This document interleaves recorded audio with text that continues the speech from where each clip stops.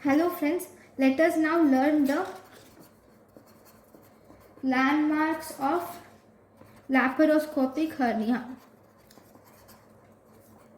Laparoscopic hernial repair. Two landmarks which should be remembered. One, we have triangle of doom. What is this triangle of doom? In this triangle of doom,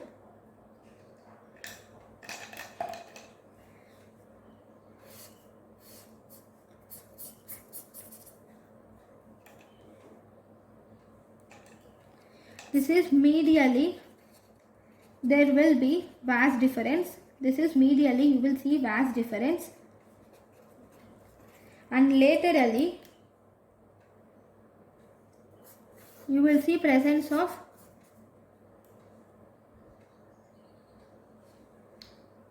gonadal vessels.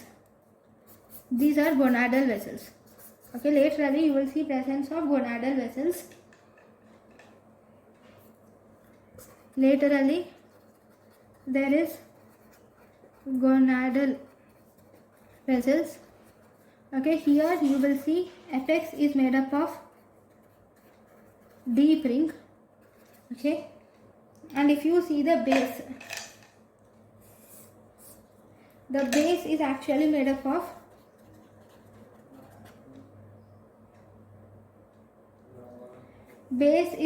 of mainly the fold of peritoneum. It is made up of fold of peritoneum.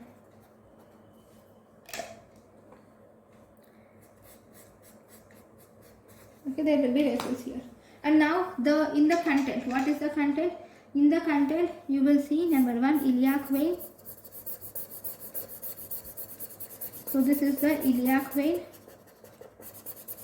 which you see, and this is the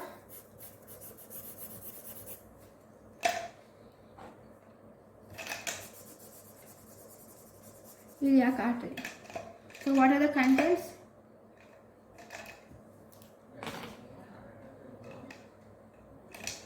The contents are iliac vessels are the contents. Right. Why is it important? If you do sharp dissection in this area will result in injury to iliac vessels and the patient may die. So that is triangle of doom. Okay, then what are the nerves which are present between? So we will see one liner. What are the nerves which are present between the iliopubic tract? What are the nerves present between iliopubic tract, gonadal vessels and fold of peritoneum? The nerves present between the iliopubic tract, gonadal vessels and the fold of peritoneum are, you will see there will be femoral nerve, then you will see that there will be femoral branch of genitofemoral nerve. You will see femoral branch of genitofemoral nerve. Then you will see presence of anterior cutaneous nerve of thigh, and you will also see presence of lateral cutaneous nerve of thigh. Okay, so these are the nerves which are present between the iliopubic tract and gonadal vessels. Now the next important triangle is we have triangle of pain. This triangle of pain, in this triangle if you see, the electrocautery should not be used. In this, the electrocautery should not be used, as it is hazardous, electrohazardous. Because it is electrohazardous, you cannot use the electrocautery. Electrohazard zone. Okay, we call it electrohazard zone. Why? Because there are important nerves in this zone. So we will see the boundaries first.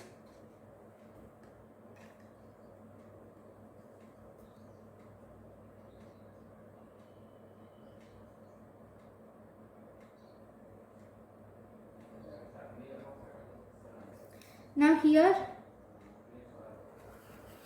laterally there is fold of peritoneum.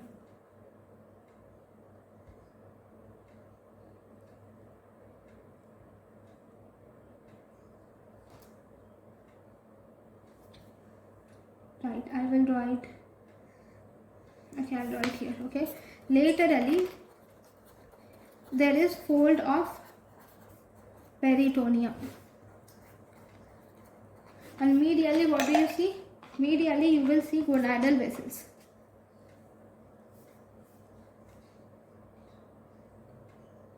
Oh, I'll draw it again here.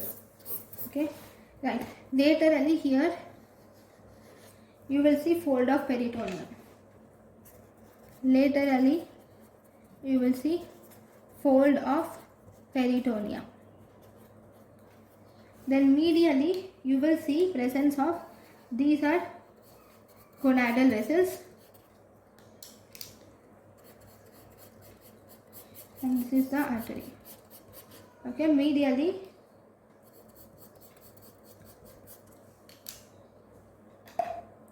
right, medially you will see gonadal vessels.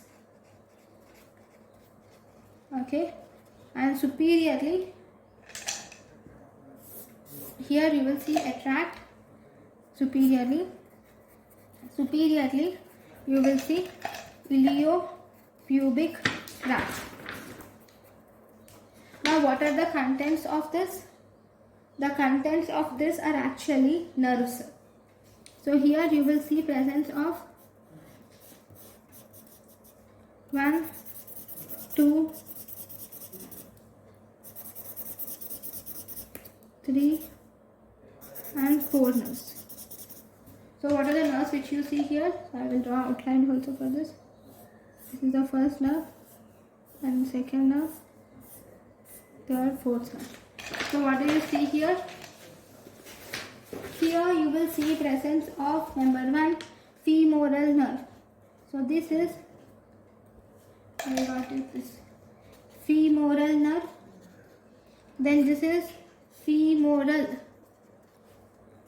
branch of genitofemoral nerve. Femoral branch of genitofemoral nerve. Then you have, what is this? This is anterior cutaneous nerve of thigh. This is anterior cutaneous nerve of thigh. Then what is this? This is lateral cutaneous nerve of thigh. So these are the contents of the sac. So contents are all these. What are the contents? Contents are first femoral nerve, femoral branch of genitofemoral nerve, and lateral anterior cutaneous nerve of thigh, and lateral cutaneous nerve of thigh. Now among all these, if you were asked what is the most commonly injured nerve, this lateral cutaneous nerve of thigh is actually the most commonly injured nerve among all these. Okay, so this is about the triangle of pain. Then we have one more important named thing, that is we have something called as corona mortis, or also called as crown of death. Corona mortis or crown of death. In this corona mortis or crown of death,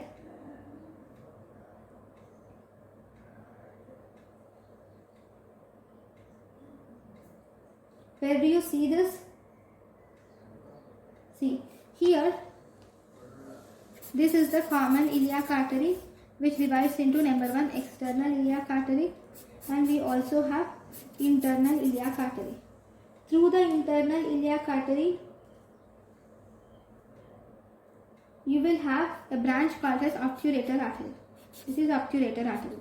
Through the external iliac artery you will have one more branch which is called as inferior epigastric artery. This is inferior epigastric artery.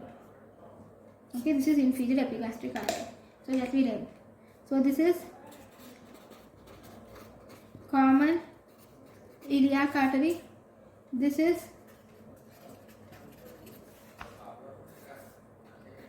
internal iliac artery. This is external iliac artery. This is epigastric artery. This is obturator artery. Now, normally, in all us, normally, there is no communication between the,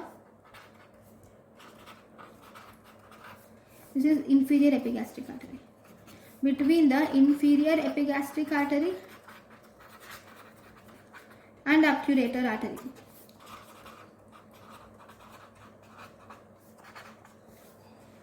But in some cases, there is an aberrant obturator artery which develops. Aberrant obturator artery arises from inferior epigastric artery. Okay, this aberrant obturator artery will attach to the obturator artery, main obturator artery. This aberrant obturator artery will attach to main obturator artery and it forms a vascular loop. And if this is injured during mesh fixation, if it is injured during this vascular loop, if this vascular loop injured during mesh fixation and dissection, this will result in bleeding and death. Thus we call it as crown of death or corona mortis. So what is happening from this inferior epigastric artery? An obturator, as an aberrant obturator artery will come and it will join with the main obturator artery. So this is aberrant obturator artery. Okay, so this total, it is called as crown of mortis or crown of death. Okay, so these are the important things that should be repaired in, that should be kept in view in hernia surgery. Thank you.